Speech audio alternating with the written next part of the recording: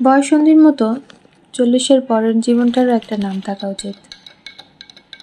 ব্যাপারটা কেমন, তাই না? বুড়িও না, আবার ছুরিও না। অদ্ভুত একটা বয়স।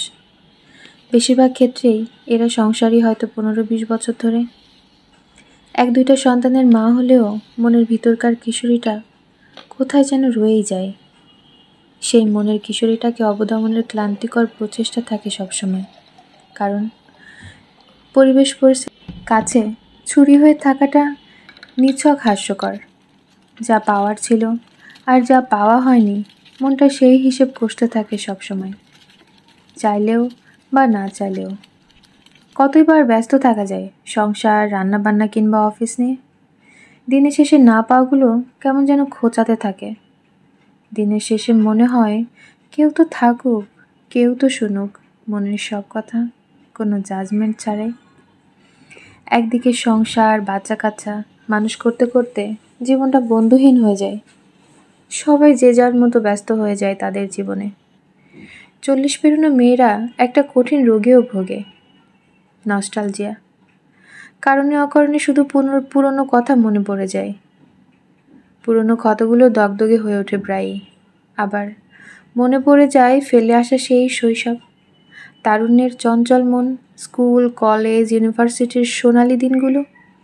তার সঙ্গে প্রথম দেখার ক্ষণটি, কখনো বা না ফুরানো কত গল্প, বৃষ্টিবিলাস, জ্যোৎস্না স্নান, কত কিছু। যে কিছু সময়ের জন্য নিজের হয়েছিল, যে কষ্ট দিয়েছিল, কিংবা না চাইতেও যাকে কষ্ট দিতে হয়েছিল, সব মনে পড়ে যায় সময়ে অসময়ে। রাতের বেলা সব কাজ সেরে আয়নার সামনে দাঁড়ালে বড্ড অসুন্দর মনে হয় নিজেকে। চুল পরে অর্ধেক, মুখে বলি রেখারা সব আঁকিবুকি শুরু করেছে।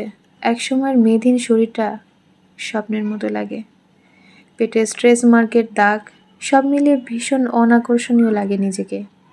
সেই বিষণ্ণতায় ঢাকা সেই শরীর, সেই মন, সব কিছু মিলে ওই সময় মেয়েরা যেন শাড়ি গয়নাতেই মেতে থাকতে চায়। জীবনের অর্ধেকটা পার করে এসে 40 পেরোনো মেয়েদের দুর্নিবার প্রেমের ইচ্ছে জাগে। না, প্রেম করার জন্য প্রেম না। মনে হয় কেউ থাকুক, কেউ শুনুক সব কথা। আবার কারো আকর্ষণের কেন্দ্রবিন্দু হতে মন চায়। মনটা আবার সব কিছু নতুন করে শুরু করতে চায়। মন নতুন কাউকে চায় না, পুরাতন মানুষটাকেই আবার নতুন করে পেতে মন চায়। আবার তার চোখের তারা হয়ে ওঠার স্বাদ জাগে। সংসার, বাস্তবতা সব অস্বীকার করতে মাঝে মাঝেই মনটা চায়। 40 পেরোনো মেয়ের বাবা মায়ের কথা খুব মনে পড়ে। সেই জীবনটা খুব মনে পড়ে প্রতিনিয়ত।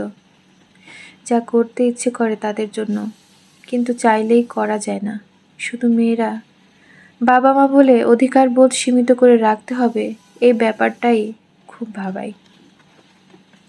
শুধু অর্থনৈতিকভাবে স্বাধীন হলে কি সমাজ আমাদেরকে স্বাধীনতা দেয়? মেয়েরা কখনোই সমাজের দাসত্ব থেকে পুরোপুরি বের হয়ে আসতে পারে না। 40 পেরোনো মেয়েটার মন কাঁদে। মায়েরা সবচেয়ে বড় ভয় পায় মৃত্যু। শত অভিমানেও সে বেঁচে থাকতে চায় তার সন্তানের জন্য, অন্তত যতদিন সন্তানদের জীবনে তার প্রয়োজন আছে। চিৎকার করে কাঁদতে বড় স্বাদ হয়, যেন সেই কান্না কেউ শুনতে না পায়।